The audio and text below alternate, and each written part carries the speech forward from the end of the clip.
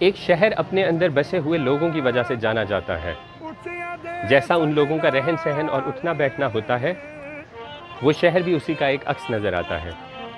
اگر ایک ہی مذہب کے ماننے والے بہت سے لوگ کسی شہر میں اکٹھے ہو جائیں تو اس شہر پر بھی اسی مذہب کا رنگ نظر آتا ہے۔ قیام پاکستان کے بعد یوں تو ملتان میں مسلمانوں کی اکثریت ہے، جس کا اندازہ ملتان کی فضاؤں میں اذان کی گونجتی ہوئی آواز سے بھی لگایا جا سکتا ہے، لیکن کیا آپ کو یہ بات معلوم ہے کہ بہت سال پہلے ملتان میں مختلف مذاہب کے ماننے والے لوگ آباد تھے، جن کی چھوڑی ہوئی نشانیاں آج بھی اس سرزمین میں پوشیدہ ہیں۔ آج ہم آپ کو ملتان کے ایک پوشیدہ چہرے سے روشناس کرواتے ہیں۔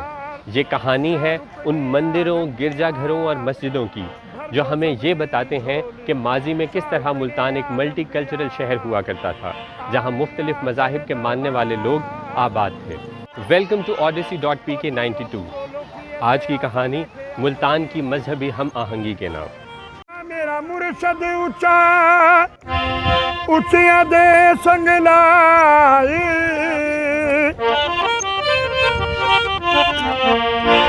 میں نیواں میرا مرشد۔ ملتان مدینۃ الاولیاء، یہ شہر خاص طور پر مسلمانوں کی عقیدت اور احترام کا مرکز ہے۔ اس کی وجہ اس شہر میں اسلام کے عظیم صوفیاء کرام کی موجودگی ہے۔ ایک محتاط اندازے کے مطابق اس شہر میں 1000 سے بھی زیادہ صوفیاء کرام دفن ہیں۔ یہی وجہ ہے کہ ملتان پورے بر صغیر کے مسلمانوں کی توجہ کا مرکز رہا ہے۔ زائرین دور دور سے یہاں آتے ہیں، صوفیاء کرام کا فیض حاصل کرتے ہیں اور لوٹ جاتے ہیں۔ یہی وجہ ہے کہ ملتان کو اولیاء کا شہر بھی کہا جاتا ہے۔ ملتان کے پرانے قلعے پر آج بھی 2 مزارات ایسے ہیں جو اس شہر کا مرکز و محور ہیں۔ بہاؤالدین ذکریہ، جو سہروردی سلسلے کے اہم بزرگ تھے، انہوں نے ملتان کو علم اور روحانیت کا مرکز بنایا، اور شاہ رکن عالم، جن کے مقبرے کا بلند گنبد آج بھی شہر پر نگہبان ہے، ان کا پیغام تھا محبت، تسلیم اور انسانیت۔ یوں کہنا بالکل غلط نہ ہوگا کہ یہ صوفیاء کرام ملتان کے محافظ ہیں، اور انہی کے دم سے ملتان کی رونق ہے۔ ملتان صرف صوفیاء کا شہر نہیں تھا، بلکہ یہ ہندو مذہب کا بھی ایک بڑا مرکز رہا ہے۔ شہر کے اندر اور اس کے ارد گرد بے شمار مندر قائم تھے، جو ملتان کی نمایاں مذہبی شناخت کا ثبوت تھے۔ ان میں سب سے زیادہ مشہور تھا پرلہاد پوری مندر، جو ملتان کے قلعے کے اندر واقع تھا۔ روایت ہے کہ یہ مندر اسی جگہ بنایا گیا جہاں ہولی کا پیغمبر پرلہاد اپنے عقیدے پر قائم رہا۔ صدیوں تک یہ مندر ملتان کے ہندوؤں کا روحانی مرکز بنا رہا۔ دوسرا ایک انتہائی اہم مرکز تھا سورج کنڈ مندر، جو شہر کے باہر ایک تالاب کے قریب واقع تھا۔ یہ مندر سوریہ دیوتا کو منسوب تھا، اور یہاں صدیوں تک سورج میلہ منعقد ہوتا تھا، جہاں پورے ہندوستان سے یاتری جمع ہوتے تھے۔ لیکن 1947 کے بعد جب بٹوارا ہوا اور ہندو آبادی ملتان سے ہجرت کر گئی، یہ دونوں مندر دھیرے دھیرے خالی اور ویران ہو گئے۔ آج ان کی دیواریں تو خاموش ہیں، مگر ان کا وجود اب بھی ملتان کی تہذیب اور اس کی شناخت کا منہ بولتا ثبوت ہے۔ جب ملتان میں عبادت کیے جانے والے مذاہب کا ذکر ہوتا ہے تو صرف صوفی اور ہندو روایات کا ہی ذکر نہیں ملتا، بلکہ جین دھرم کا بھی ایک گہرا نشان سرزمین ملتان پر موجود ہے۔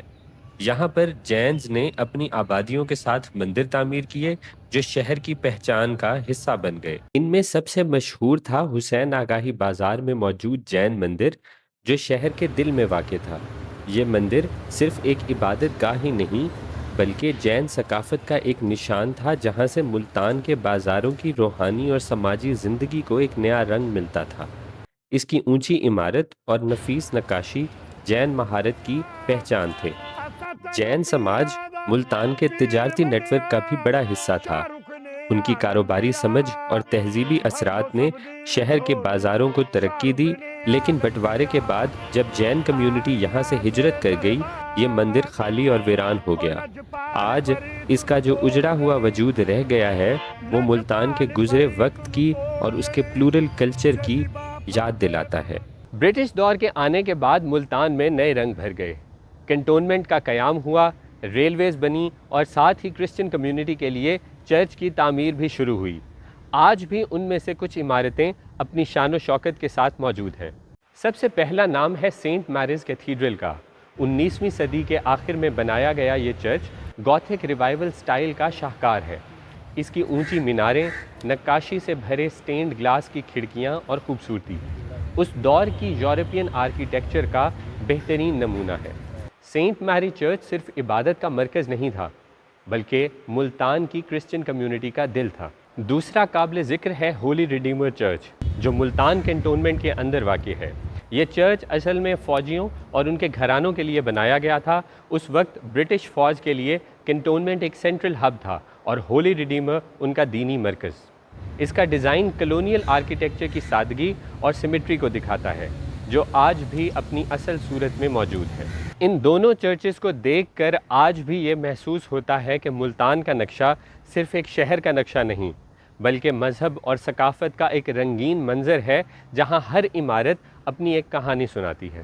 ملتان کسی زمانے میں پارسی کمیونٹی کا بھی مسکن تھا۔ 19ویں اور 20ویں صدی کے دوران جب برٹش رول اپنے عروج پر تھا، پارسی تاجر اور افراد نے ملتان کا رخ کیا۔ انہی دنوں کی یادگار آج بھی پارسی قبرستان کی صورت میں موجود ہے جو ملتان کنٹونمنٹ کے قریب واقع ہے۔ یہ قبرستان اپنی خاموشی میں اس کمیونٹی کی کہانی سناتا ہے جو ملتان کے کمرشل اور سوشل نقشے کا حصہ تھی۔ یہاں کی قبریں یورپین اور پارسی آرکیٹیکچرل سٹائل کا ایک عجیب سا امتزاج ہے۔ آج پارسی کمیونٹی ملتان میں ختم ہو گئی ہے لیکن ان کا ذکر اب بھی شہر کی تاریخ میں نمایاں طور پر ملتا ہے۔ اگر غور کریں تو واقعی ملتان ایک وقت میں اپنے اندر ہر مذہب اور ہر ثقافت کے لوگوں کو پناہ دیے ہوئے تھا۔ آج کا ملتان اس وقت کے ملتان سے ذرا مختلف ہے لیکن آج بھی اس شہر میں وہ تمام نشانیاں موجود ہیں جو ہمیں ملتان کے ماضی کی طرف لے جاتی ہیں۔ میرا مرشد اونچا اونچیاں دے سنگ لائی،